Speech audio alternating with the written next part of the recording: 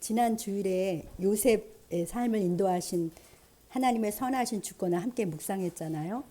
그 말씀을 묵상하면서 제 마음속에 이런 생각이 들었습니다. 아, 내가 주님 앞에 드릴 것은 정말 감사와 찬양밖에 없구나.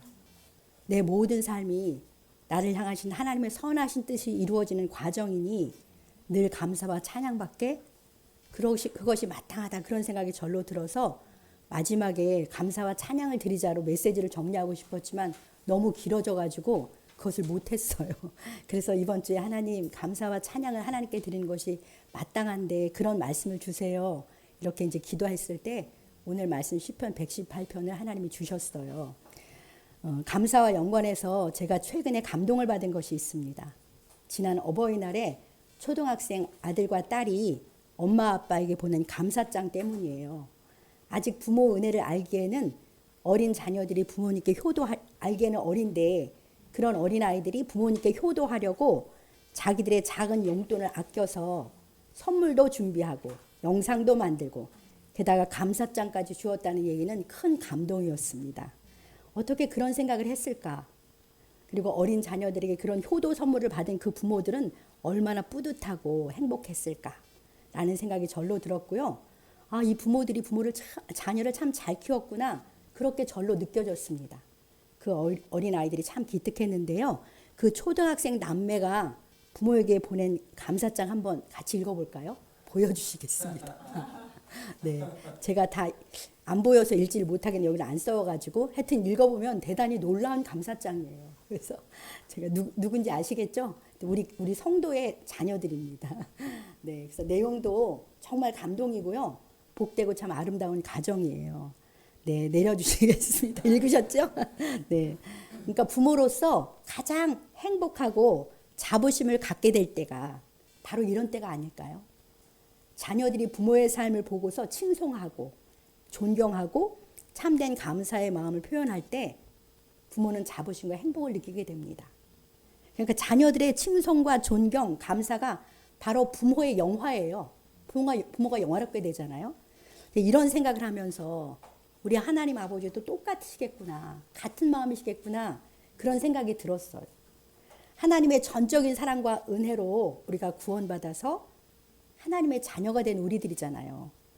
로마서에서는 하나님 우리를 양자로 이렇게 부르셨다, 그렇게 말씀하세요.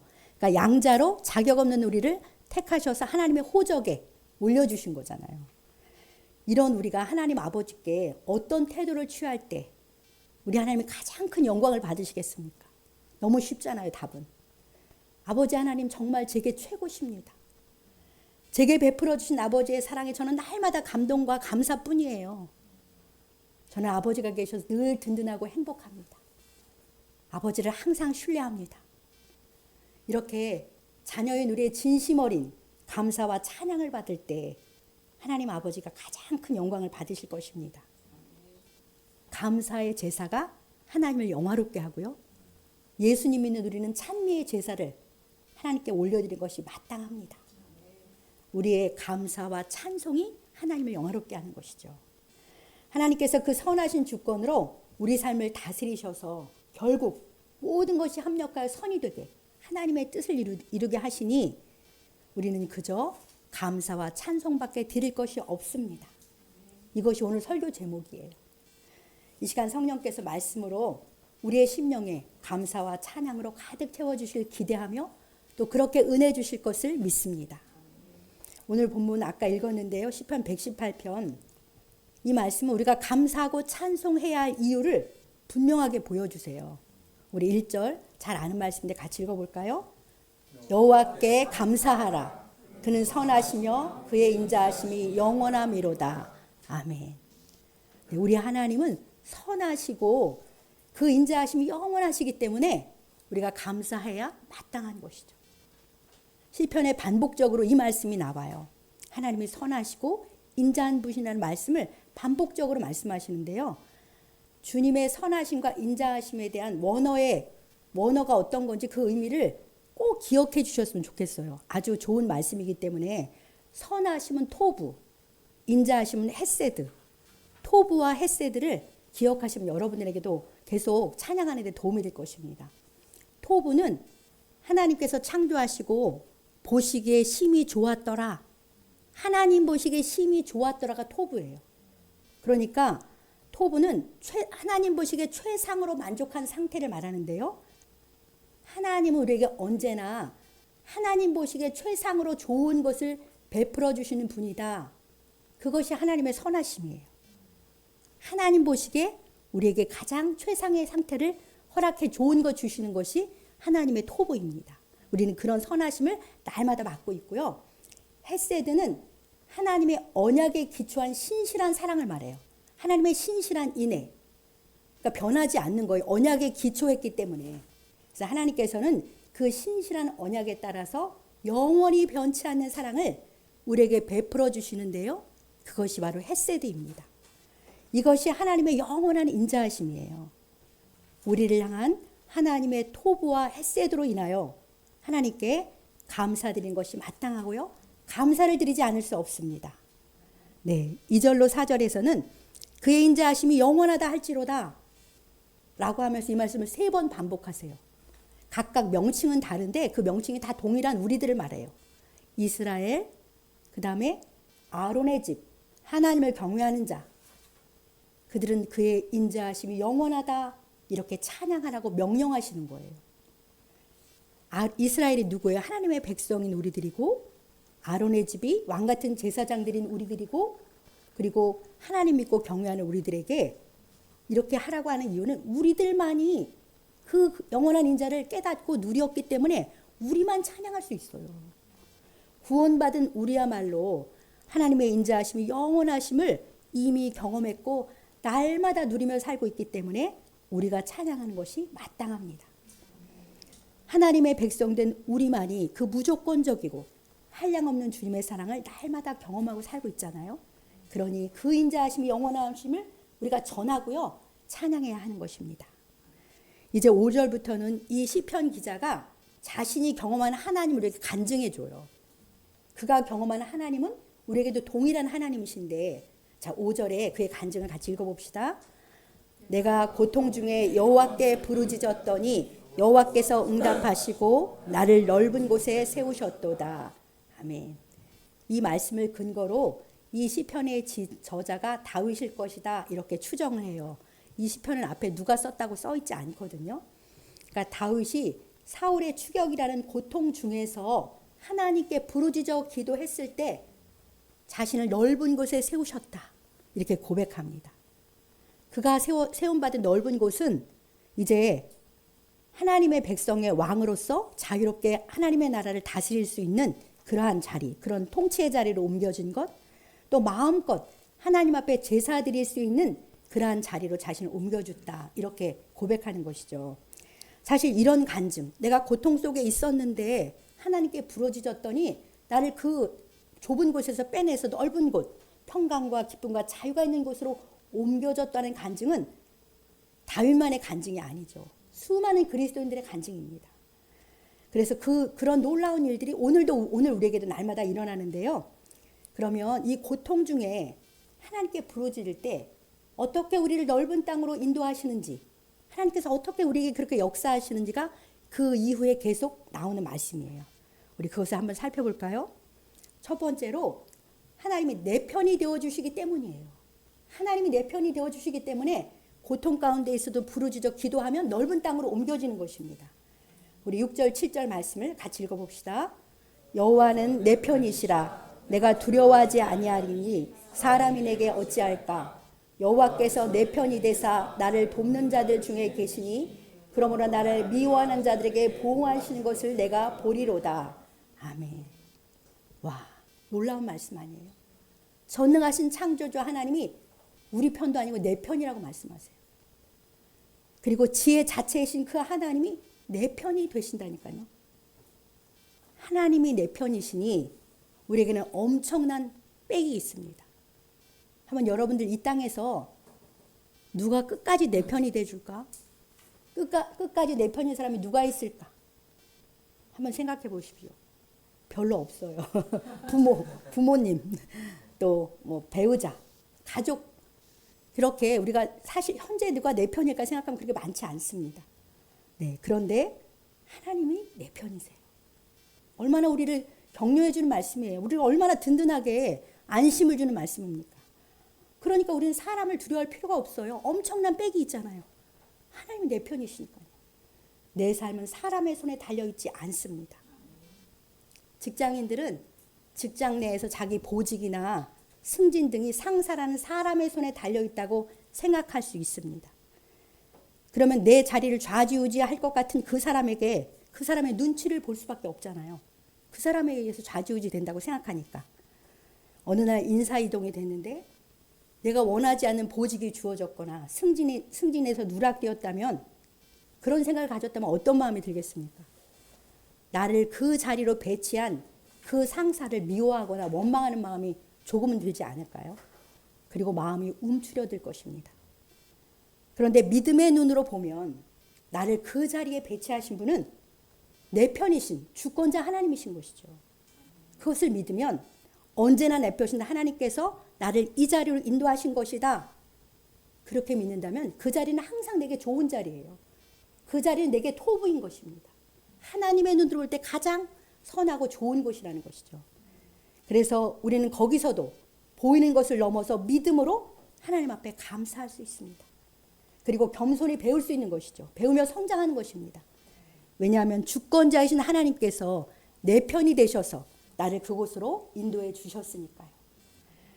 하나님께서 내 편이 되셔서 나를 돕는 사람들 가운데 계신다.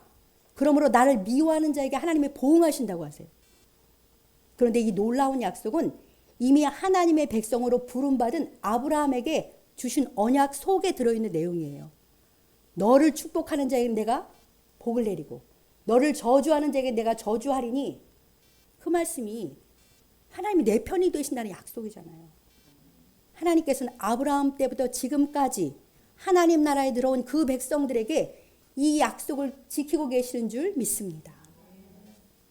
창세기 31장에 보면 야곱이 20년 만에 외삼촌 라반의 집에서 처자식과 모은 재산을 도망하다시피 이렇게 나오잖아요. 그때 라반이 야곱의 뒤를 추격합니다. 그때 하나님께서 라반의 꿈에 나타나셔가지고 너는 함부로 선악간에 야곱에게 말하지 마. 그렇게 주의를 주셨어요. 하나님이 일방적으로 라반의 꿈에 나타난 거예요. 야곱을 보호하시려고. 철저히 야곱의 편이 되주신 거잖아요. 그래서 라반이 야곱을 만났을 때 그 얘기를 해요. 내가 너를 해치려고 오는데 너의 하나님 여호와가 나타나서 선악간에 너한테 함부로 말하지 말라고 해서 내가 너를 해치지 못한다. 그렇게 말씀하세요. 이처럼 하나님께서는 그 백성의 편이 되어주세요. 위급할 때 그런 것들이 나타나는 거죠. 항상 편이 되시는데 평안할 때는 잘 몰라요. 그러나 우리가 한 가지 기억할 것은 있습니다. 우리가 진리이신 하나님 편에 있을 때 하나님이 우리 편이 되주십니다. 우리가 악의 편에 서 있는데도 하나님이 내 편이 되주시는 않아요. 하나님은 거룩하신 분이시니까요. 사랑하는 성도 여러분, 하나님이 내 편이십니다. 하나님이 내 편이 되셔서 나를 돕는 중에 계시기 때문에 우리는 두려워할 것이 없어요. 하나님이 내 든든한 백이시기 때문에 자부심을 갖고 사시기 바랍니다. 하나님께서 내 편이 되셔서 언제나 나와 함께 하시니 담대하고 당당하게 살아갑시다. 하나님께서 언제나 내 편이 되심을 굳게 믿고 늘 감사와 찬양으로 주님께 영광 돌리시길 바랍니다. 두 번째로 이제 8절 9절에서 하나님께서 나의 피난처시며 도움이 되세요. 우리 8, 9절도 같이 읽어봅시다. 여호와께 피하는 것이 사람을 신뢰하는 것보다 나으며 여호와께 피하는 것이 고관들을 신뢰하는 것보다 낫도다. 네, 아멘. 우리는 어려운 일을 당하면 누군가 날 도와줄 사람을 찾게 됩니다. 그때 만약에 고위직에 있는 힘 있는 사람이 나의 지인이라면 우리는 그 사람에게 도움을 청하려고 할 것입니다. 눈에 보이는 그 사람, 그의 백을 신뢰하며 찾기가 쉽겠지요. 그러나 사람을 믿고, 예레미야에 나오는 말씀인데요. 사람을 믿고 혈육으로 그 권력을 삼은 사람은 사막의 떨기나무 같아서 좋은 일에 오는 것을 보지 못한다고 하십니다. 그러나 하나님을 의지하고 의뢰하는 그 사람은 물가에 심기운 나무 같기 때문에 하나님의 공급을 경험해서 더위가 오고 가뭄이 와도 하나님의 무한하신 공급을 누리면서 어려움을 넉넉히 이긴다. 그런 예리의 약속도 저절로 떠오르는데요. 우리는 어떤 경우에도 보이지 않지만 살아계신 그 진정한 주권자이신 하나님께 피해야 합니다. 하나님께 도움을 청해야 하는 것이죠.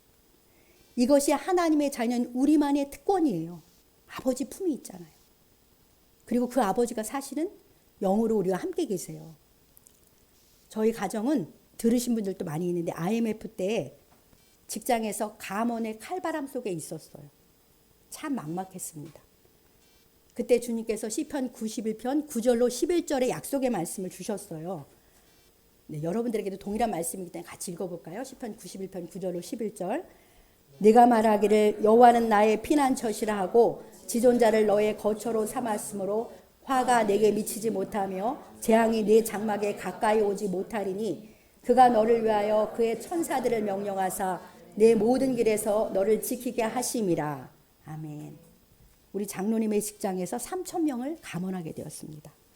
우리는 그 칼바람을 피할 능력이 없었습니다. 이때 이 말씀을 주셔서 이 약속 붙잡고 가족들이 합심해서 간절히 기도했어요. 하나님이 우리의 피난처시고 우리는 지존하신 하나님을 거처로 삼고 있습니다. 그러니 실직이라는 재앙이 우리 가정에 미치지 못하도록 우리 장막에 가까이 오지 못하게 지켜주실 줄 믿습니다. 이렇게 신실하시고 긍휼이 풍성하신 하나님께서 주신 말씀대로 이루어 달라고 그렇게 기도했는데요. 그러면 하나님이 천사들을 보내셔서 그 길에서 우리를 지키신다고 약속해 주셨잖아요. 하나님이 많은 천사들을 보내셨는데 그때 신기한 일이 일어나서 뜻밖의 은행장 표장을 받게 됐어요. 그래서 얼마 지나지 않아서 승진하게 되는 반전을 하나님이 허락해 주셨어요. 근데 이런 일들은 큰 저의 삶의 간증이 되는 것이죠. 현재 여러분의 삶에 어떤 곤란이 있으십니까? 그 곤경 중에서 나를 도와줄, 나를 건져줄 누군가가 있을까 하면서 힘 있는 사람을 찾고 계시진 않으세요? 살다 보면 누구나 내 힘으로는 해결할 수 없는 어려움이 찾아옵니다. 누군가의 도움이 정말 절실해요. 간절해요. 그럴 때 하나님께 피하십시오. 사람과 하나님이 비교가 되겠습니까? 오직 믿음으로 하나님께 피하십시오. 하나님께서 우리의 피난처이시고 도움이십니다. 하나님께서는 자기를 피난처로 삼는 자를 위해서 천사를 보내셔서 지키시고 이기게 하십니다. 이 천사는 신비로운 천사만이 아니고요. 하나님께서 신비로운 여러 손길을 통해서 역사해 주시는 거예요. 이처럼 놀라운 약속이 우리에게 있으니 우리가 드릴 것은 언제나 감사와 찬양밖에 없습니다. 세 번째로 우리에게는 여호와의 이름으로 대적을 끊어낼 권세가 주어졌어요. 11, 12절만 같이 읽어보겠습니다. 그들이 나를 애워싸고 애워쌌으니 내가 여호와의 이름으로 그들을 끊으리로다. 그들이 벌들처럼 나를 애워쌌으나 가시덤불에 불같이 타 없어졌나니 내가 여호와의 이름으로 그들을 끊으리로다. 아멘. 예, 적들이 나를 애워싸고 애워쌌다. 그런 상황은 어떤 상황이겠습니까? 적들이 온통 나를 이렇게 둘러쌌기 때문에 빠져나갈 구멍이 없는 위급한 상황이겠죠. 도간에 든 쥐같이 꼼짝달싹할 수 없는 암담한 상황을 말합니다. 이 시편 기자인 다윗은 이런 상황을 참 많이 경험한 사람이에요. 10절에서도 문나라가 나를 애워쌌다 그렇게 말하는데 문나라와의 전쟁도 많았잖아요. 겹겹이 자신을 애워싸고 애워싸서 죽었구나 나는 이제. 그런 때도 다윗에게는 있었어요. 또 적들이 벌떼처럼 쳐들어와서 그를 덮칠 때도 있었습니다. 이처럼 위급하고 절망적인 상황을 끊어낼 수 있었던 것은 그가 여호와의 이름으로 나갔기 때문이에요. 여러분들 사무엘상 17장에서 다윗이 골리앗의 위협 앞에 나갈 때 뭐라고 하면서 나갔는지 이렇게 말하잖아요. 너는 칼과 창과 단창으로 내게 나오거니와 나는 만군의 여호와의 이름으로 내게 나아가노라. 이렇게 그는 만군의 여호와의 이름으로 나갔어요. 그러자 정말 한 번에 그가 고꾸라졌잖아요. 골리앗의 위협이 바로 끊어지게 되었습니다. 또 신약 성경에 사도행전 5장인가요? 보면 3장이군요. 3장에 보면 베드로가 안진뱅이에게 말하잖아요. 금과 은은 내게 없거니와 내가 나사렛 예수 그리스도의 이름으로 명하노니 일어나 걸으라. 예수 그리스도의 이름으로 명하니까 일어나 걷게 되는, 그의 안진뱅이가 다 해결되잖아요. 이렇게 하나님의 이름, 그 이름은요 하나님의 실체와 본질이에요. 약간 신학적인 말 같지만 잘 기억해 보세요. 하나님의 이름은 하나님의 실체와 본질입니다. 하나님의 이름은 하나님의 인격과 동일하고요, 가장 신성하고 신비한 권능 그 자체예요. 하나님의 이름이 가장 신성하고 신비한 권능 그 자체고 하나님의 인격과 동일했기 때문에 히브리 사람들은 하나님의 이름도 부르기를 어려워했던 거예요. 두려워했던 거예요. 하나님의 이름 자체가 그런 권능을 갖고 있기 때문에 그래요. 우리 성경에서 여호와 라파, 여호와 샬롬, 여호와 이레, 여호와 니시, 이런 것이 하나님의 이름의 그 치료, 그 다음에 준비하심 이렇게 붙어 있잖아요. 그러니까 하나님의 그 이름이 하나님의 인격이고 권능인 거예요. 그러니까 하나님의 자녀인 우리에게는 그 하나님의 이름의 권세를 사용할 수 있는 특권이 주어져 있습니다. 요한복음 1장 12절에 영접하는 자 곧 그 이름을 믿는 자들에게는 하나님의 자녀가 되는 권세를 주셨다고 했는데, 하나님의 자녀가 된 권세를 특징적으로 세 가지를 말하면 하나님이 우리를 보호하세요. 그리고 하나님이 우리를 공급하시고요, 하나님이 우리를 인도하시는데 우리는 하나님의 이름의 권세를 쓸 수가 있어요. 자녀이기 때문에. 그래서 우리는 예수 그리스도의 이름으로 모든 대적을 끊어낼 수 있습니다. 우리 주님의 이름의 권세를 자주 사용하며 살아가시기 바랍니다. 이렇게요. 예수 그리스도의 이름으로 명령한다. 내게 두려움과 불안을 주는 거짓의 영, 어둠의 영은 떠나가라. 이렇게 명령할 수 있습니다. 우리 자녀의 마음을 묶는 악한 영, 미혹의 영은 예수 그리스도의 이름으로 명하노니 떠나가라. 이렇게 우리는 하나님이신 예수 그리스도의 이름으로 적을 끊어낼 권세가 있습니다. 이 이름의 권세를 믿음으로 사용하여서 대적을 끊어내고 승리와 자유를 누리며 살아가시길 우리 주님의 이름으로 축복합니다. 사실 저는 신앙 배경이 이런 예수의 이름으로 대적하는, 명령하는 그런 분위기 가운데 성장하지 않았기 때문에 이런 권세를 잘 쓰지는 못했었어요. 근데 얼마 전에 이제 신앙 좋은 집사님이 저를 찾아왔길래, 집사님 이러이런 우리 교회 기도 제목이 있어요. 꼭 기도해 주세요. 그리고 자세히 알려드렸어요. 신뢰할 만한 분이니까. 근데 그분이 목사님 지금 기도해요. 지금 기도해요. 목사님은 제 기도해 주시고요. 저는 목사님이 기도 부탁한 거 해드릴게요. 그래서 그 집사님이 기도하는데 바로 내가 예수 그리스도의 이름을 명령한다. 정사와 권세와 뭐 이러면서 그것을 묶는, 그거는 예수 그리스도의 이름을 명령하니 떠나가라. 이렇게 기도를 하시는 거예요. 근데 제가 목사지만 정말 배우면서 되게 감사하기도 하고, 이분은 예수 그리스도의 이름의 권세를 아주 자주 쓰시는구나. 너무 자연스럽게 그런 기도가 나오는 거예요. 그래서 제가 집사님 그것 좀 저한테 적어줘 보세요. 그 기도 문구 좀 저한테 한번 적어줘 보세요. 그렇게 말했다니까요. 그러니까 그렇게 사용하는 것이 저는 사실 그렇게 잘 되지는 않는데, 이런 말씀을 통해 다시 한번 여호와의 이름으로 대적을 끊을 그런 권세가 내게 있구나. 여호와의 이름의 권세를 자주 써야겠다. 이제 그런 마음을 갖게 됐고, 제가 신학에서 배워서 여호와의 이름이 여호와의 인격과 권능과 동일하다, 실체와 본질과 동일하다는 알고 있었음에도 그걸 잘 사용하지 못했는데, 오늘 말씀을 계기로 그 권세를 자주 써야겠다, 그런 적용을 하게 되었습니다. 마지막으로 우리에게 하나님의 오른손이 권능을 베풀어 주시기 때문에 우리에게는 감사와 찬양밖에 드릴 것이 없어요. 자, 우리 15, 16절 같이 읽겠습니다.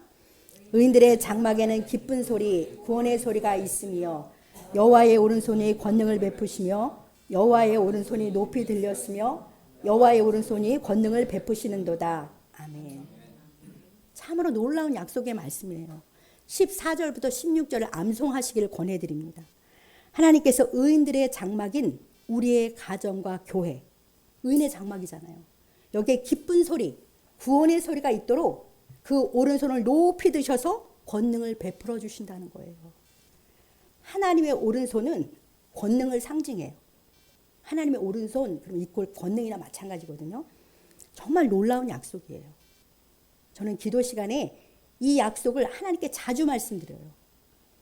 의인의 장막인 우리의 가정에, 우리의 교회에 기쁜 소리, 구원의 소리가 있도록 주의 오른손으로 권능을 베풀어 주십시오. 그러면서 14절도 같이 아뢰요. 하나님은 저의 능력과 찬송과 저의 구원이시니 하나님 권능의 오른손을 높이 드셔서 하나님께서 의인의 장막인 가정과 교회에 기쁜 소리, 구원의 소리가 있도록 역사해 주십시오. 이렇게 자주 기도합니다. 그러면 제 눈이 현실을 넘어서 하나님의 권능의 오른손으로 행하실 그 놀라운 일을 기대하게 되는 것이죠.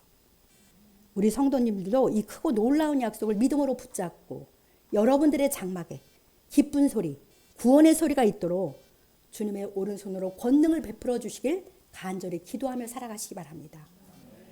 또한 주님의 장막인 이 교회에도, 우리 교회에도 우리 주님의 오른손을 높이 드셔서 교회의 기쁜 소리와 구원의 소리가 있도록 그렇게 권능을 베풀어 주시길 함께 기도하며 나아갑시다.